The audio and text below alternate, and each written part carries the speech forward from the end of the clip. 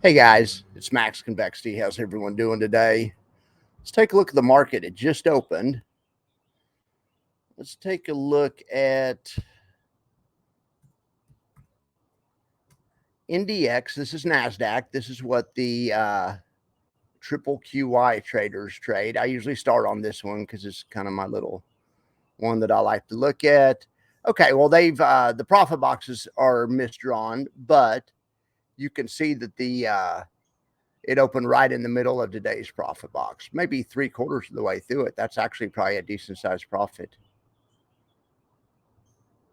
Okay, thank you for allowing me to fix that real quick. Gosh darn it, that's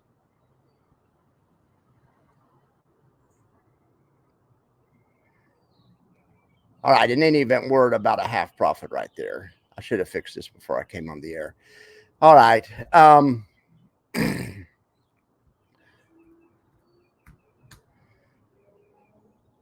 Okay, the box is drawn a little bit better or the box isn't drawn, but I guess that's better than being drawn poorly. Um, so this is great. We can let's do this. Let's go to my spreadsheet, my short form spreadsheet, and see what's going on.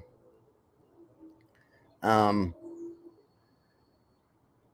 these guys, okay, so hang on a second. These guys sold the 5070 strike. Is that what it was said? Or 5270? No, 5235. All right.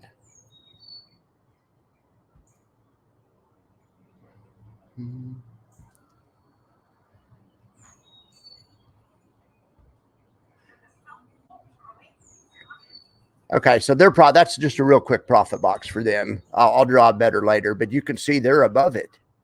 They're in full profit land, so we like to see that.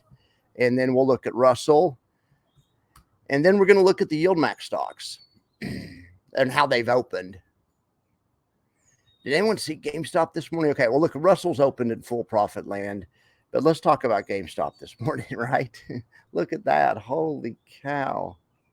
That's incredible. Okay. I heard on another channel today that some people thought that ULTY was long GameStop because that's what it appeared, because the website always updates late.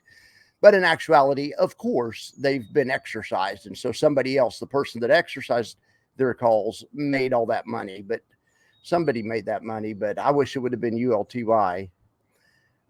Same thing with USO. I finally talked to Jay. I emailed Jay yesterday and I asked him because it appears they didn't sell a put yesterday on USOY. Well, and for whatever reason they did not. They had a operational issue. They were assigned and they didn't expect to be. So they decided just to stay long for one day. They don't normally do that, but it had to do with some operational issues. So it was good news for the fund because USO was up a point yesterday and they realized all of it. Now, but of course, here's why you always want to sell premium. Today, USO is down 3/4 of a point. So right here's the day they should have sold right here when they got exercised. If I would have done it, and Jay said they normally do that whenever one call gets exercised, or they get assigned, or it expires, they immediately write another one. But for whatever reason, they just let it rip for one day. And I guess if it would have gone up today, it would have looked good. And maybe if they made who knows? We'll have to see what they did. But also, the site still hasn't updated. I'm talking to Sylvia today at 1:00 in an interview. That's one of the first things I'm going to ask her is we have to have intraday trades. To be able to cover USOY and TRES. All right. I need to make sure I don't ask Sylvia about any yield max products. To me, these are all anything that Jay manages is to me is in the same universe, but with Sylvia, she's in a different universe. In any event, okay. So let's look at these yield max stocks.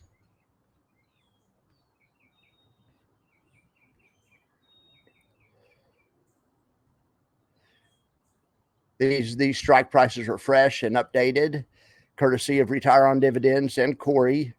My 5-minute max spreadsheet's courtesy of Corey. That it was so easy to do this morning. She's got it automated more so than it's ever been before.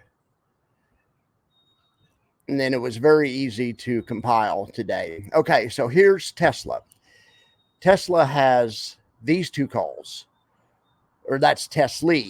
Down here's crash or crush, whatever you want to call it. Well, it's got to be crash. But these are crashes to short put strategies, or these are their strikes. Okay, so these guys have blown out the calls, but it's early in the day. AMD, I don't have calls and puts on there, but I want to start watching them. They're going sideways to down a little bit. NVIDIA, we do have the latest strike prices on there. I drew that strike price to scale. That's exactly how much they got for that one. I just wanted to see that they got like $12. This strike price down here is not to scale. I might start drawing the strike prices to scale. They're drawn to scale. They're drawn to scale on the other ones. On the, on the NDX, which is triple QY and JEPY, they're drawn to scale. All right, so one more thing. Let's just see what the max we're going for today is. Triple QY is going for 1.2 million. That would take them to 3 million on the month. JEPY is going for $500,000. That would take them to 1.5 million on the month. IWMY is going to 1.2 million. That would take them to 3.5 million on the month. Having a problems with the earnings per share estimate on that line. For some reason, I'll go fix that by lunch. But here's your dividend estimates. And they have been gradually coming down over time as the volatility shrinks. So the good thing is the NAV of all these funds is going up. The way these funds work is you can either have good NAV performance, in a market that's rising, or you can have, good dividend growth because in a market that's falling because the volatility goes up. So ideally you want kind of the Goldilocks scenario right in between the two of them.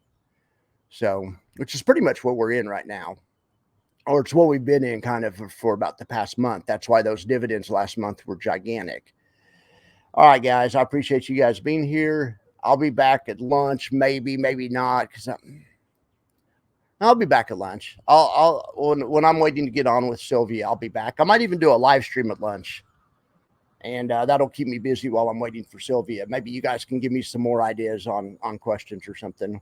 We'll see. I'll post a notice if I go live and try to give you guys a little notice. You guys have a great day. Sorry this went over 5 minutes, but we covered a lot of territory today. All right. Take it easy.